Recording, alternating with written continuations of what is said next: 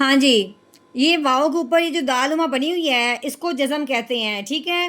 جزم والا جو بھی حرف ہوتا ہے اس حرف کو ساکن کہتے ہیں، یعنی کہ اب جزم آئی ہے واؤ کے اوپر، اس کا نام ہو گیا واؤ ساکن۔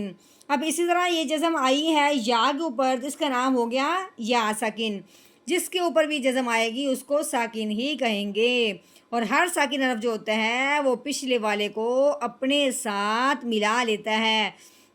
اب ہم نے جب رو پڑھنا ہے، رو کو پڑھنے سے پہلے اگلے حرف کو ضرور دیکھیں گے کہ اگلا حرف کون سا آیا ہے اور کس طرح کا آیا ہے۔ اب ہم نے دیکھا ہے اگلا حرف واؤ ہے اور وہ ساکن ہے، تو ہم نے کیا پڑھا ہے کہ ساکن حرف جو ہوتا ہے وہ پچھلے والے کو اپنے ساتھ ملاتا ہے۔ اب اپنے رو کو واؤ ساکن کے ساتھ ملانا ہے ہر صورت پہ، لیکن جب ہو واؤ ساکن اور اس سے پہلے حرف پہ آ جائے پیش، واؤ ساکن ہو اس سے پہلے حرف پہ پیش آ جائے تو پہلے والا حرف اس کے ساتھ ملے گا تو ہر صورت میں ہی تو ساتھ ساتھ ایک الف کے برابر لمبا ہوگا، کیونکہ اس پہ مد کا قاعدہ جاری ہو گیا ہے کہ واؤ ساکن سے پہلے پیش آ جائے تو اس حرف کو ایک الف کے برابر لمبا کرتے ہیں۔ تو کیسے پڑھیں گے؟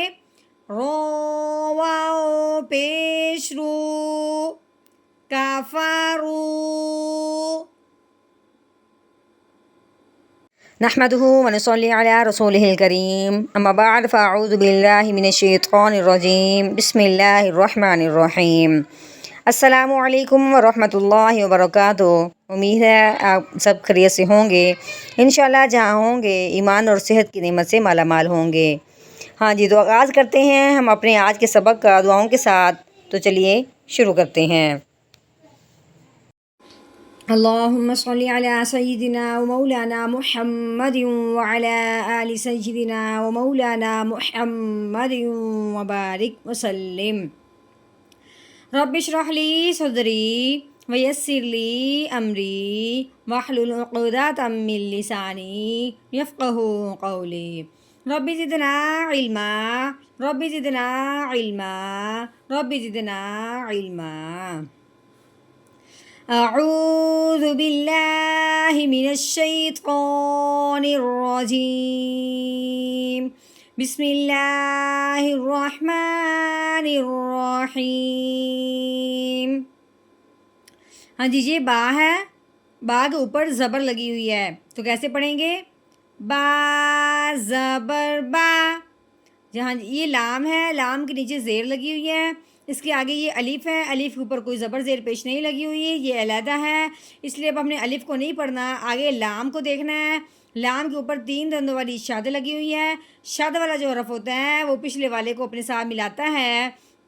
اب ہم نے کیا کرنا ہے؟ اس لام کو اس لام کے ساتھ ملانا ہے اس شاد کی وجہ سے، تو کیسے پڑھیں گے؟ لام لام زیل بالیل۔ ہاں جی، اب لام کے اوپر زبر لگی ہوئی ہے، لام زبر لا بالیلا۔ ہاں جی، یہ رال ہے، رال کو ہم نے نرمی سے ادا کرنا ہے، اس کے نیچے زیر لگی ہوئی ہے، آگے یا کے اوپر جزم لگی ہوئی ہے، تو یہ یا ساکن ہو گیا۔ ہاں جی، یا ساکن ہو اور اس سے پہلے حرف کے نیچے جب زیر آ جائے تو پہلے والا حرف اس کے ساتھ ملتے ہوئے ایک الف کے برابر لمبا ہوگا۔ ہر ساکن حرف جو ہوتا ہے یعنی جس کے اوپر جزم لگی ہوتی ہے وہ حرف ساکن ہوتا ہے، ہر ساکن حرف نے پچھلے والے کو اپنے ساتھ ملانا ہوتا ہے، لیکن جب یا ساکن ہو اور اس سے پہلے زیر ہو وہ ملنے کے ساتھ ساتھ ایک الف کے برابر لمبا بھی ہوگا۔ کیسے؟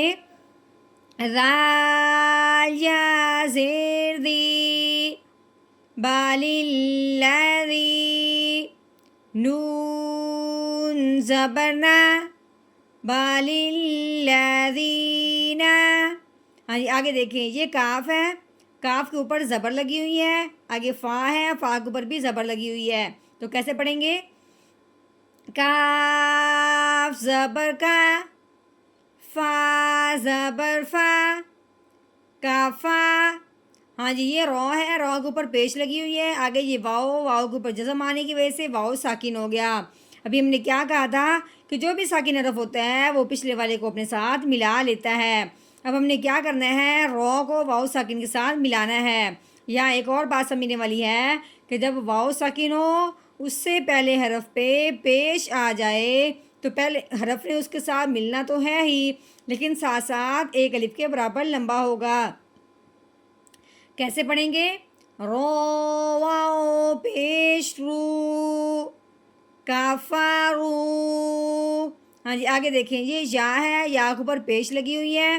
آگے یہ کاف ہے، کاف کے اوپر زبر لگی ہوئی ہے۔ تو اب ہم کیسے پڑھیں گے؟ یا پیش یو۔ ہاں جی، کاف کو پڑھنے سے پہلے آگے جب دیکھا ہے زال کے اوپر 3 دندوں والی شد لگی ہوئی ہے تو زال کو مشدد کہیں گے۔ ہاں جی، جس حرف کے اوپر شاد آ جاتی ہے اس حرف کو مشدد ہی کہتے ہیں، اور پچھلے والے حرف کو اس حرف کے ساتھ ملا دیتے ہیں، کیونکہ شاد والا حرف جو ہوتا ہے وہ پچھلے والے کو اپنے ساتھ ملاتا ہے۔ تو کیسے پڑھیں گے؟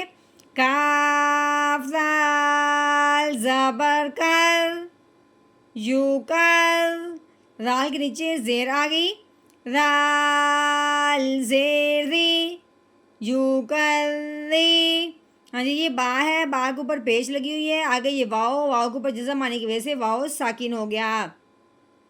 واؤ ساکن ہو اور اس سے پہلے حرف پہ پیش آ جائے تو پہلے والا حرف جو واؤ کے ساتھ ملنے کا تو صحیح ہر صورت میں، لیکن ساتھ ساتھ ہم نے ایک الف کے برابر لمبا کرنا ہے۔ تو کیسے پڑھیں گے؟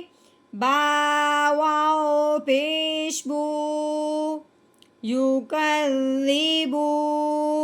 ہاں جی، نون کے اوپر زبر لگی ہوئی ہے، نون زبر نا یو کذبونا۔ ہاں جی، اب ہم نے کرنا ہے یہاں پہ وقف۔ وقف کی صورت میں آخر والا حرف جو بھی ہو اس کو ساکن کر دیتے ہیں۔ اب یہاں پہ نون ہے، اب ہم نے نون کو ساکن کرنا ہے، یعنی کہ اس کے اوپر جو زبر لگی ہوئی اس کو ہٹا دینا ہے، پیچھے نون اکیلا رہ جائے گا، یعنی کہ وہ ساکن ہو گیا۔ تو اب ہم نے کیسے پڑھنا ہے؟ آگے وقف، یکذبون یکذبون۔ ہاں جی، اب اس مکمل آیت کا ہم نے کر لیا ہے توڑ، یعنی کہ ہجے کر لیے ہیں۔ اب ہم نے اس کا کرنا ہے روانگی کے ساتھ پڑھنا ہے۔ تلفظ ہم نے سارے مکمل طریقے سے پڑھ لیے، کس طریقے کو ادا کرنا ہے، کس کو کس طریقے سے ادا کرنا ہے، ملانا کس کے ساتھ ہے، اس کے ملانے کی وجہ بھی۔ چلیے اب ہم روانگی کے ساتھ پڑھتے ہیں، یعنی کہ اچھے لہجے کے ساتھ پڑھنے کی کوشش کرتے ہیں۔ اعوذ باللہ من الشیطان الرجیم۔ سورۃ الانشقاق مکیہ۔ بسم اللہ الرحمن الرحیم۔ بل الذین کفروا یکذبون بل الذین کفروا یکذبون